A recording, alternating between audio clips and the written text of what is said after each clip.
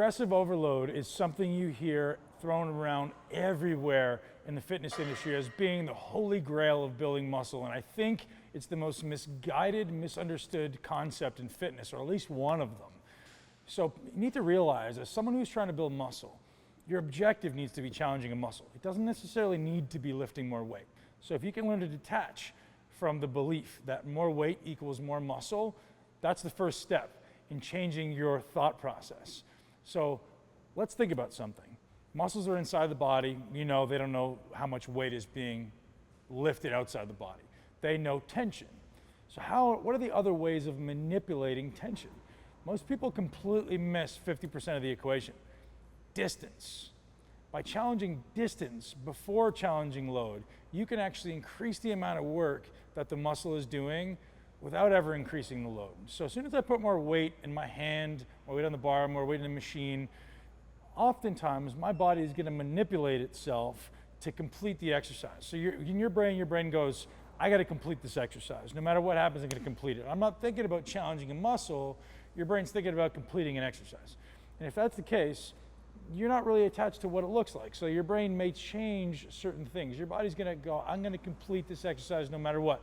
We all see lat pull downs that look like this. We all see bicep curls that look like this. Why is that happening? It's your body's internal mechanism of cheating. Your body's trying to complete a rep rather than challenge a muscle. You, who want to build muscle, you got to learn to challenge a muscle. So, distance. If I'm doing a 100-pound dumbbell press with chest press, and I have the dumbbells directly over my elbows, I'm doing a 100-pound foot press and I'm doing 8 repetitions, and I go, man, that was easy. I can go heavier. I increase the weight by 10% and I go to 110 pounds. And now I also decrease the distance by over 10%. So let's say I go in 2 inches from my elbows. I've increased the load by 10%, but I've decreased the distance by over 10%. Thereby, I'm actually doing less work. So how does that make sense? If I'm holding a weight right here where my shoulders, elbows, and wrists are stacked, and the dumbbell's right through there, how heavy is it? 20-pound dumbbell.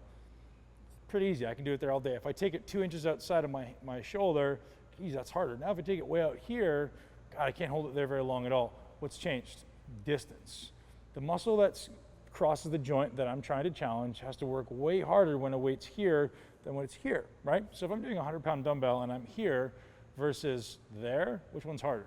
Everyone would know, well, that one's a lot harder when you're a little further out. So the converse is true. If I go in, I'm actually decreasing the amount of work that this muscle has to do. So you guys need to realize that just because you're challenging more load doesn't necessarily mean the muscle you're trying to work is getting more actual work. So until you've first standardized the stimulus, standardized the execution so it's absolutely perfect every time, which is something I teach in Hypertrophy Mastery, you got to master the stimulus. You got to standardize the stimulus before adding more load makes any sense. And for most of us, that's almost an impossibility. I see maybe 1% of the people in the gym who can actually standardize the stimulus because it's limited by your ability to stabilize. So if I'm trying to train my pec, I'm trying to train my bicep, I'm trying to train my lat, it's always going to be limited by my ability to stabilize one end of the muscle. So if I'm trying to maximally contract my bicep, this end has to be completely stabilized. If it moves even a little bit, I can't produce maximum tension or torque in this bicep. So it's important for me to realize that just because I put more weight in my hand doesn't mean this does more work. Because if this end moves a little bit, guess what? Less work. If I take the dumbbells in a little bit, guess what? Less work. If I arch a little bit more, guess what? Maybe not the same amount of work. So realizing, guys, and if you want to make progressive overload a thing that actually works, step 1, before any of that matters, learn how to challenge distance and time. Time is also something you can challenge. So I implore each and every one of you, before you start increasing loads, start challenging distance and start challenging the amount of time, because that makes so much more sense. Because I know that as long as I've standardized the stimulus, if I just increase the amount of time, guess what?